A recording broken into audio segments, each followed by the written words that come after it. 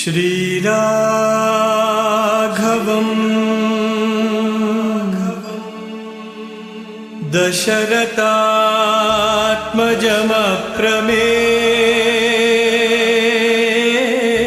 दशरथात्मजमप्रमेयम् सीतापतिम् रघुकुलान्मयरत्नदीपम्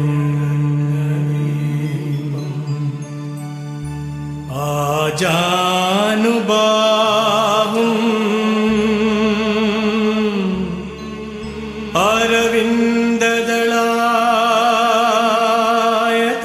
अरविन्ददलायताक्षम्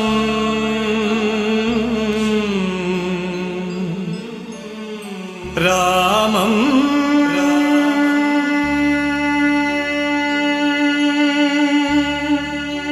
निशाचर विनाशकरम्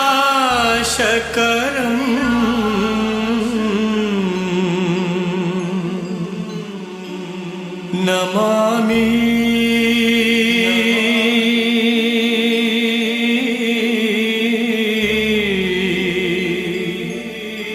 Namami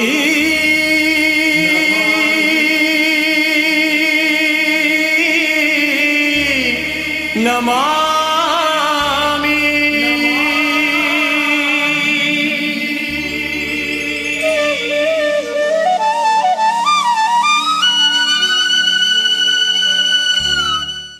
Ramakatha Rasavahini. Chapter 2, Part 2.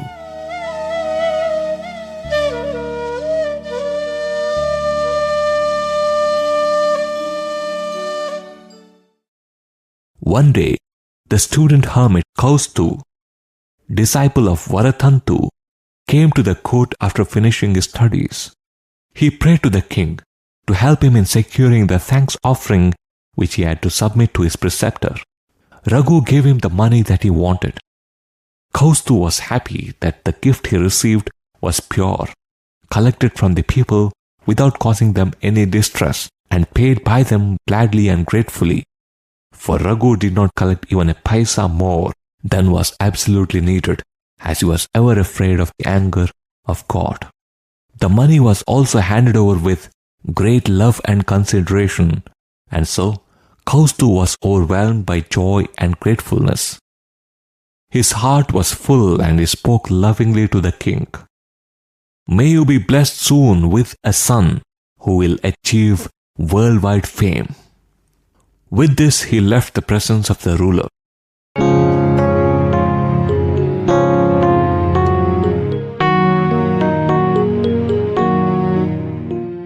True to his words, 10 months later, Raghu was blessed with a son, dazzling like a diamond.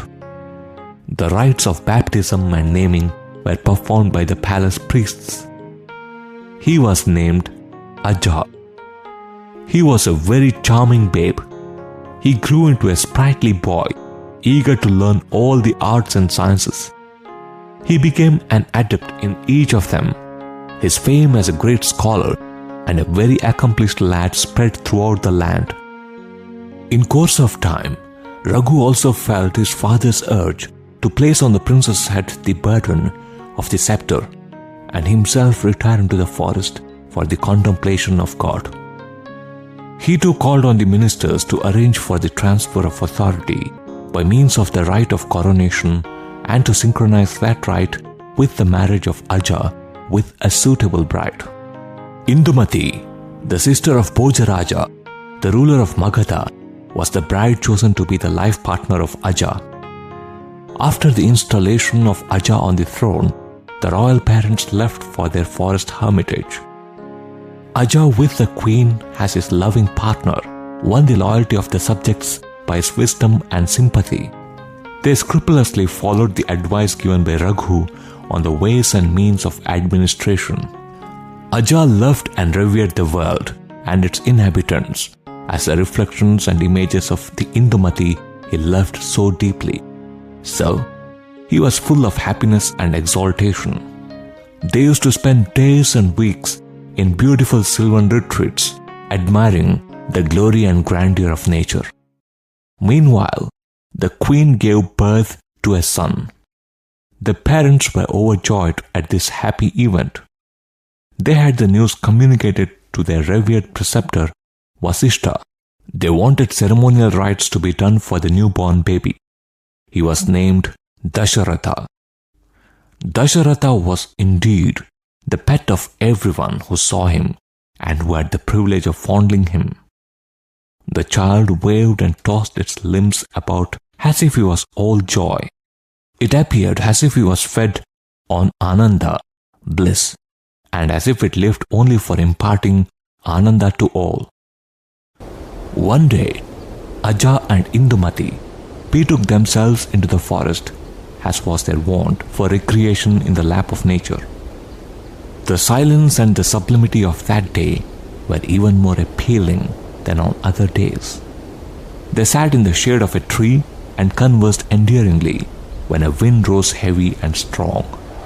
It brought a fragrance sweet beyond description, and they could hear the captivating strains of divine music. They rose and searched all around them for the cause of these mysterious gifts. They found high above their heads, between the clouds in the sky, Narada, the mantle son, Manasaputra of Brahma, moving fast somewhere. Even as they were watching him, a flower from the wreath he was wearing on his stuff unloosened itself, and wafted by the wind, it fell right on the top of the head of Indumati. Aja was amazed at this incident, but he was shocked to find that the queen fell instantly on the ground in a faint and closed her eyes forever.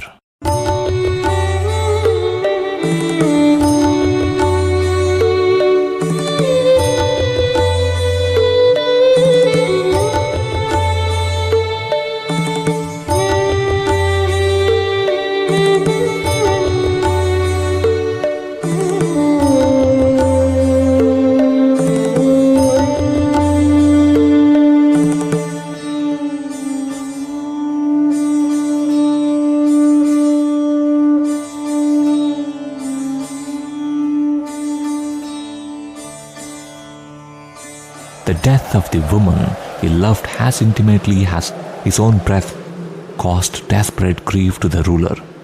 His lamentation shook the forest from end to end. The earth quaked in sympathy. The trees stood still, rooted in wonder at the sorrow that filled the royal heart and overflowed it.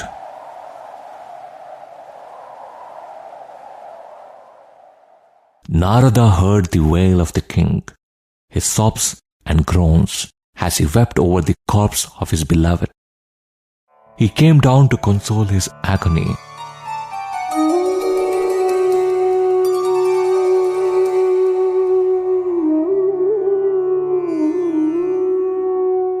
Raja, he said, sorrow is no avail when death strikes. The body is prone to birth and death. What brings about birth brings about death too. To seek to know why they happen is an exercise in insanity. The acts of God are beyond the cause and effect chain. Ordinary intellects cannot unravel them. They can at best guess the reason as far as their faculties can reach. How can the intellect grasp something which is out of its domain? Death is inevitable for each embodied being. However, since the death of Indumati is resonant with strangeness, I have to tell you its reason. Listen. In former days, the sage Tranabindu was engaged in extreme asceticism, and Indra resolved to test his attainments and the depth of his equanimity. He dispatched a divine enchantress named Harini to attract him into the world of sensualism. But the sage was immune to her wiles and remained unaffected. He opened his eyes and said, "You do not seem to be an ordinary woman. You are perhaps a godly damsel. Well, whoever you are, you must suffer the penalty for resolving to execute a foul deed and nefarious plan. Be born as a human being, fallen from heaven. Learn what is it to be a mortal human. Cursing her thus, the sage closed his eyes and plunged into meditation again. Harini shook with fear and shed profuse tears of repentance. She prayed for pardon and for cancellation of her exile from heaven. She pleaded pathetically for the removal of the curse. At this, the sage melted a little and said, "Oh, weak one, it is not possible for me to retake my words, but I shall indicate an occasion when you will be released. Listen. The moment a flower from heaven drops on your head, your human frame will fall and you can return to heaven. Indumati is that divine damsel, and she has found her release this day. When a flower I wore fell on her, she rid herself of the curse. Why grieve over this? It is of no avail." Narada spoke on the duties of a monarch and his responsibility and the example he must set before all. He spoke of the evanescent nature of life and the mystery of death, the ultimate fate of all beings that are born.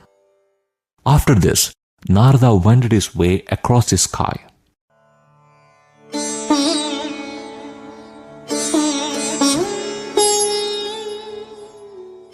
Unable to save his beloved, Aja performed the obsequies and reached the capital city. He was heavy with grief. Only Prince Dasharatha could give him consolation and renew his will to live. He spent his days in extreme sadness. Since Dasharatha was now a full-grown youth, Aja made him the king and himself sat on the bank of the Sarayu river, bent on fulfilling the vow of non-acceptance of food. Denying himself the sustenance to continue, he caused his life to ebb away. As soon as Dasharatha heard the news, he hastened quickly to the Sarayu river and bewailed the loss of his dear father. He arranged for the funeral without delay and felt some relief that his father had given up life through a ritualistic vow. He drew some strength from this fact and resumed his duties as a ruler with full mastery of all his varied faculties.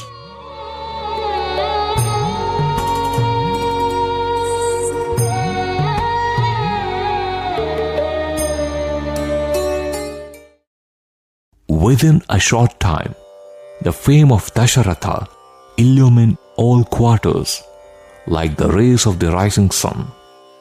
He had the intrepidity and skill of 10 charioteers rolled into one, and so the name Dasharatha, the 10-chariot hero, was found appropriate. No one could stand up against the onrush of his mighty chariot.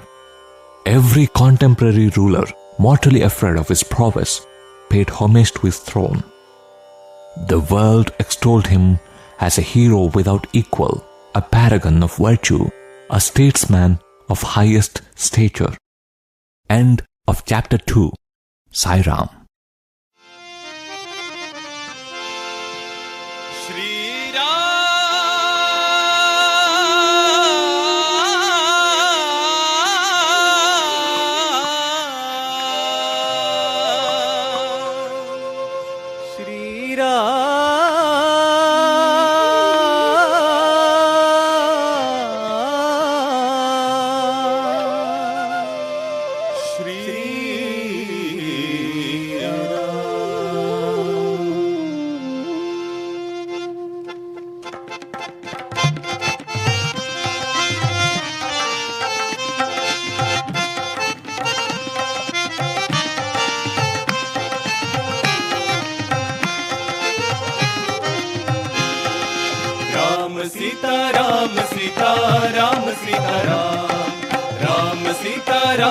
Sitaram Shri Ram ji की महिमा अपार, राम जी की महिमा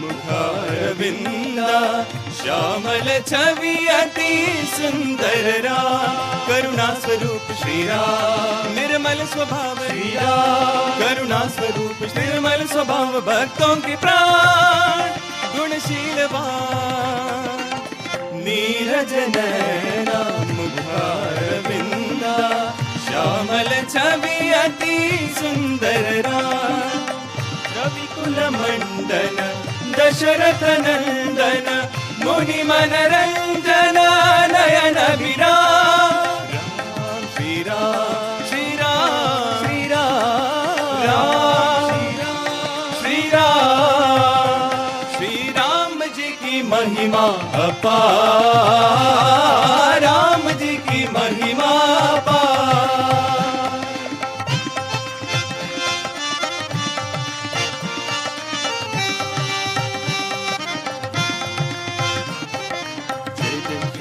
जय जय श्री राम जय जय श्री राम जय जय श्री राम जिनकी कृपा ने पाथर बितारे एक ही बाण ने दुष्ट संहारे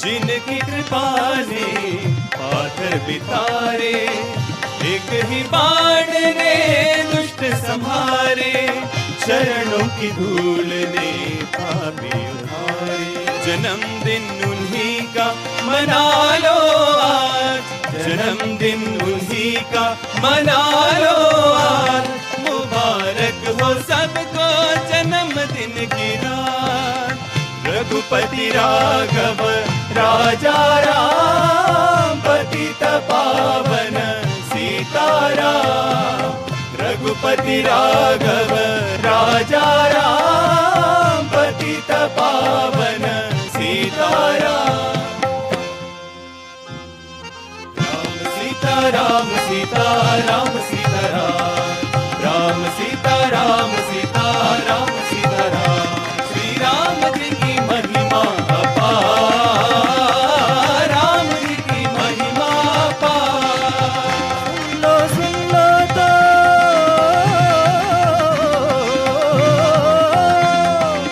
सुन लो तो सुन लो तो बेड़ा पार सुन लो तो बेड़ा पार श्री राम जी की महिमा